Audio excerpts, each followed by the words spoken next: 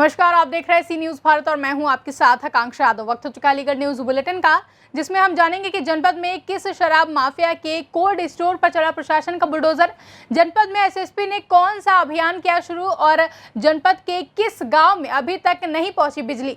ये सब जानेंगे विस्तार से, तो चलिए निगाह डालते हैं अलीगढ़ से जुड़ी कुछ खास खबरों पर।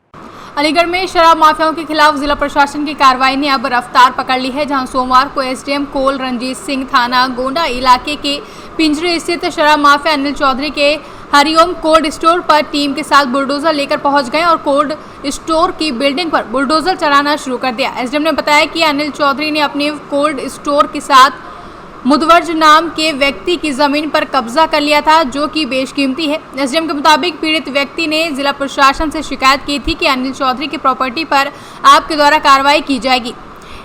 इसमें हमारी भी प्रॉपर्टी कब्जा कर लिया है, जिस पर कहीं उसकी जानकर प्रशासन कब्जा न कर ले, यह आशंका जताई जा रही है, जिसकी शिकायत पर उतनी भूमि को कब्जा मुक्त कराया गया है। सर, किस तरह की कार्रवाई की गई है और क्या आज हम लोग, ये गांव है पिंजरी, यहाँ पर हरिओम कोल्ड स्टोरेज, जो अनिल चौधरी का कोल्ड स्टोरेज है, उनके भाई का भी है इसमें, सुधीर चौधरी का। इन्होंने अपने कोल्ड स्टोरेज की ज़मीन के साथ साथ एक मोरध्वज पुत्र बलबीर सिंह हैं, उनके ज़मीन पर भी इन्होंने कब्जा कर लिया था। तो उन्होंने डीएम साहब को एक एप्लीकेशन दिया कि साहब कल को जाकर भविष्य में अगर इस कोल्ड स्टोरेज को सील किया जाता है या जब्त किया जाता है, ध्वस्त किया जाता है, तो मेरी भी ज़मीन उसमें शामिल हो जाएगी, तो मेरी ज़मीन को निकाल कर अलग करवा दिया जाए। हमारे रेवेन्यू की टीम ने 2-3 दिन पैमाइश करके इसको पूरा चिन्हांकन किया, फिर कोल्ड स्टोरेज की तरफ में एक दीवार बनाएगी ताकि जानवर उसके अंदर न घुस सकें। अब ये जो अवैध कब्जे वाली ज़मीन थी जो अनिल चौधरी ने कर रखा था, उसको मोरध्वज, जिनकी ये मूल ज़मीन है, वो अपने संसाधनों से इस ज़मीन पर कब्जा ले रहे हैं और हम लोग शांति व्यवस्था के दृष्टिगत हम लोग यहाँ पर मौजूद हैं। कितनी प्रॉपर्टी है जो इन्होंने कब्जा कर रही है? ये लगभग 2.5 बीघे ज़मीन बताई जा रही है, लगभग 2 से 2.5 बीघे ज़मीन है यहाँ पर। कोल्ड स्टोर भी है? नहीं, कोल्ड स्टोरेज का भी मूल हिस्से को अभी हमने नहीं छुआ, चूँकि वो उनके नाम से ज़मीन अपनी है और उनके नाम से दर्ज है, तो उस पर तो कार्रवाई तब होगी जब किसी कोर्ट का आदेश होगा। फिलहाल ये चूँकि दूसरे की ज़मीन पर इन्होंने कब्जा कर रखा था, तो उस ज़मीन पर वो संबंधित व्यक्ति अपना कब्जा लिया और शांति व्यवस्था के दृष्टिगत हम लोग यहाँ पर मौजूद हैं। ये नाम क्या आपका? मेरा नाम मोरध्वज चौधरी है और मैं गांव पिंजरी का रहने वाला हूं। किस तरह की शिकायत की थी आपने और किसके खिलाफ की थी? हमारी शिकायत प्रशासन से ये थी कि जैसा हमने मीडिया के माध्यम से समझ में आया कि भाई शराब माफियों की प्रॉपर्टी को जो है जब्त किया जा रहा है, तो उसका एक हिस्सा उनकी ज़मीन में हमारा भी आ रहा था। यह शिकायत हमने जो है एसडीएम साहब से की, उसके बाद हमने डीएम साहब से भी मुलाकात की और उन्होंने निर्देश दिए कि जो इनका रकबा है, क्योंकि हमारा रकबा खेत संघ का अलग है, उनका रकबा अलग है, तो हमारा 97 नंबर है, उनका 98 नंबर है। 97 नंबर का राजस्व विभाग ने पूरा नाप तोल करके हमारी जो है प्रॉपर्टी को उससे मुक्त करा दिया है, अलग करा दिया है, जिसके लिए हम बहुत बहुत शुक्रगुजार हैं। हम क्या मानते हैं, योगी सरकार ने जिस तरह शराब माफियाओं के खिलाफ अभियान चलाया है, क्या आपको उसका फ़ायदा मिला? क्या ये मेरा ही फ़ायदा नहीं है, ये सबके लिए फ़ायदा है और जिस तरीके से सरकार काम कर रही है तो सराहनीय है वो।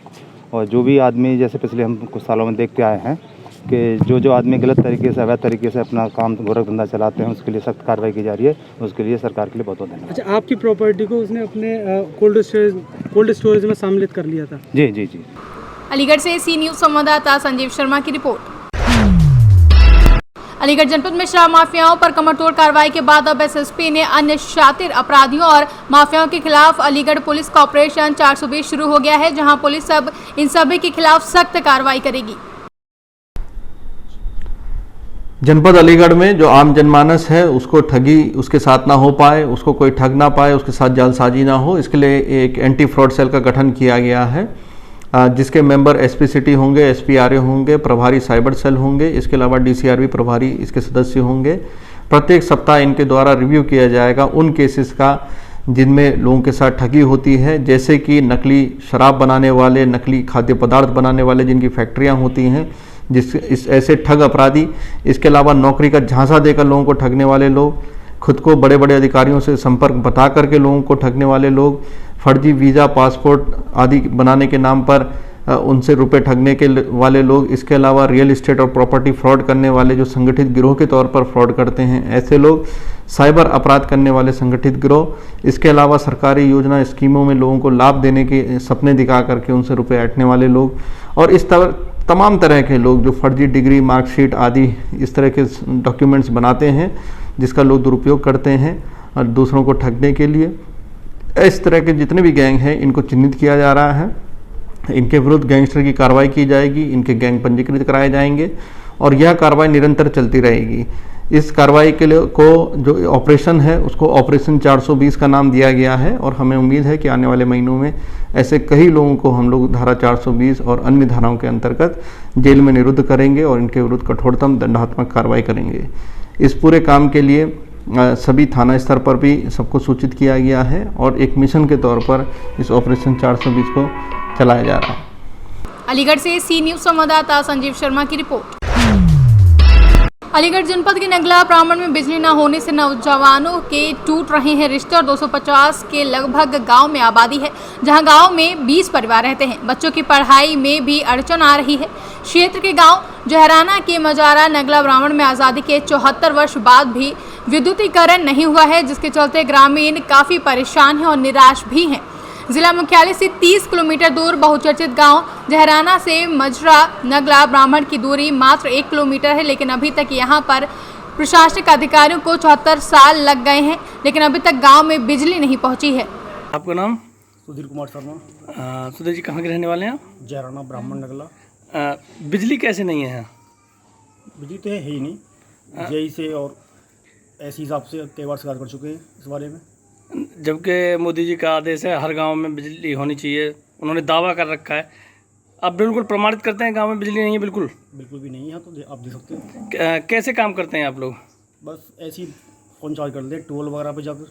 अच्छा, ट्यूबवेल पर जाके नलकूप होते हैं उन पर जाके फ़ोन चार्ज कर लेते हैं। केवल फ़ोन के लिए बिजली इस्तेमाल हो रही है आपके यहाँ? नाम? गिरीश कुमार शर्मा। हाँ जी, कौन सा गाँव है ये? जहराने को मादड़ा नाम? ब्राह्मण नगरा। कितना पुराना गाँव है लगभग? ये 100 साल से पुराना है। बिजली है यहाँ? ना, बिजली ना है। तो अब तो हर जगह मोदी जी का आदेश है कि हर गांव में बिजली हो। यहाँ आई ना रही, मतलब कोई आई ना रहा। तब भी ना हुआ। हाँ, वहाँ गए हम, जब कोई सुनवाई ना भाई। शिकायत कर चुके हैं बिजली नहीं है? हाँ, शिकायत कर चुके हैं, फाइल लेके डोले हैं, पर कोई सुनवाई नहीं ना। अलीगढ़ से सी न्यूज संवाददाता संजीव शर्मा की रिपोर्ट। अलीगढ़ के थाना लोधा पुलिस का एक ऐसा कारनामा सामने आया है कि अधिकारियों के लिए हड्डी बनकर गले में फंस गई है। दरअसल थाना लोधा इलाके के गांव जिरौली डो निवासी प्रवीण, उसके अपने भाई भोला के शराब सेल्समैन होने की सजा पुलिस प्रवीण को दे रही है, क्योंकि भोला कपिल शर्मा की ठेके पर सेल्समैन का काम करता था और इलाके में जहरीली शराब पीने से लोगों की मौत हुई है, तो ठेके के स्वामी समेत भोला को भी आरोपी बनाया गया है। घटना के बाद वह फरार चल रहा है, लेकिन पुलिस भोला के भाई प्रवीण को 7 दिन पूर्व उठा कर लाई और परिवार पर दबाव बनाया गया है कि भोला को हाजिर कर दोगे तो इन्हें छोड़ दिया जाएगा। क्या नाम है? सहसवी। क्या मामला है आपका लोधा थाने पे? ये सब ऐसा है, मेरे जो भाई जो है ये नौकरी करते हैं सेलमैन की। किसके ठेके पे? ये ऐसा कपिल शर्मा। कपिल शर्मा के। कहाँ पे था ये ठेका? ये ठेका जिरौली डोर में। सर अब मामला क्या है, क्या हुआ, क्या घटना हुई? घटना ये हुई है, ये करसुआ में मर गए हैं। हमारे यहाँ पे कोई शराब गलत नहीं मिली है और जो ये शक में उठाए जा रहे हैं। आपके किसी भाई का नाम है उसमें? जी हाँ, मेरे भाई यदि भोला, उसका लिए नाम तो नहीं है इसमें, ये लेना चाह रहे। अच्छा, फिर क्या मामला हुआ? मामला ये हुआ, अब ये मेरे बड़े मुझसे जो भोला भाई है उनके बड़े भाई को, उससे बड़े भाई को उठा लाए। कब लाए थे? ये 8 दिन हो गए, 9वां दिन है आज। तो आज कोई कार्रवाई हुई थी उनकी? जी हाँ, आज 151 यहाँ से इन्होंने जमानत दे के लिए भेज दिया। हमने जमानत कर ली। जमानत के बाद में हम 6 बजे के करीब बाहर निकले और ये तुम्हारे राठी जी की गाड़ी हमारे गेट पर लगी। वहाँ हम खड़े हुए थे तो एक सिपाही घनश्याम सिंह मेरे भाई के पास पहुँचे, तो उन्होंने ये इशारा किया, बोले आप को ये बुला रहे साहब। तो वो त्रिपाठी जी के पास गए, इन्होंने खिड़की से झांक के देखा तो इन्होंने अंदर बैठा लिया। फिर अब आप यहाँ पे कितने लोग आए हो, किस में आए हो? 150 आदमी का करीब है यहाँ पे। किससे आए हो यहाँ पे? यहाँ हमारे 2 ट्रैक्टर आए और मोटरसाइकिल है, गाड़ी भी है। अब क्या मामला चल रहा है अंदर? अब मामला ये है, ये लोग सुनने के लिए तैयार नहीं है, हमारी कोई सुनवाई नहीं हो रही है यहाँ पे। और हम ये चाह रहे हैं, हमारा भाई निर्दोष है और हमने मीडिया या सभी लोगों से चाहते हैं कि हमारा न्याय करें। ये महिला जो बेहोश पड़ी हैं ये कौन ये है? मेरी भाभी है। ये जिस दिन पकड़ के लाए उस दिन हम वेंटिलेटर से लाए निकाल के, बीमार थी। उसी रात को इन्होंने दौड़ दे के हमें उठा लिया वहाँ से। अब इनको देख रेख वाला कोई है नहीं, ये हमसे अलग रहते हैं। अब अधिकारी वगैरह कोई आए हैं? क्या आश्वासन मिल रहा है? क्या कार्रवाई? ये तो ये बोल रहे हैं कुछ नहीं, भोला को हाजिर कर दो तो हम जो है इनको छोड़ देंगे। ये कौन सा तरीका है साहब कि जमानत हुई या जमानत के बाद में आप जो है तरीका से मुलजिम को पकड़ के कैसे ले आए? ये कानून है क्या है? अलीगढ़ से सी न्यूज़ संवाददाता संजीव शर्मा की रिपोर्ट।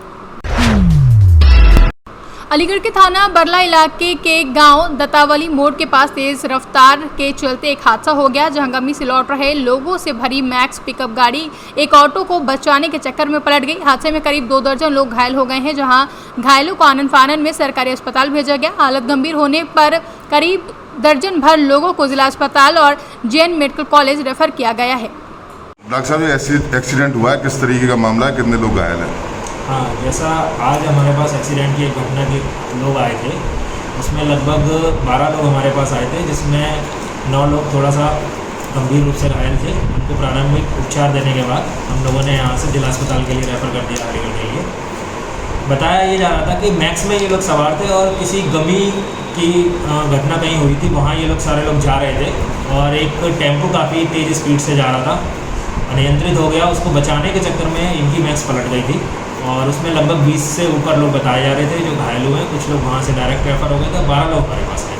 कहाँ की घटना है? कौन से थाने ये की? दत्तावली थाना बरला में पड़ता है, दत्तावली मोड़ के पास की घटना बताई जाती है। कहाँ से आ रहे थे? हुसैनपुर।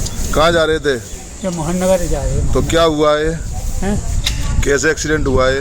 ये गाड़ी फंटी है एकदम। कौन सी गाड़ी थी? ट्रक से ही। कितने लोग सवार थे? 20-25 थे। चोट किन किन के? बहुत है चोट से सवार थे, थोड़ी बहुत। सबके ही चोट है? अलीगढ़ से सी न्यूज़ संवाददाता संजीव शर्मा की रिपोर्ट। फिलहाल के लिए अलीगढ़ न्यूज़ बुलेटिन में बस इतना ही। देश और दुनिया की तमाम बड़ी खबरों के लिए देखते रहें सी न्यूज़ भारत।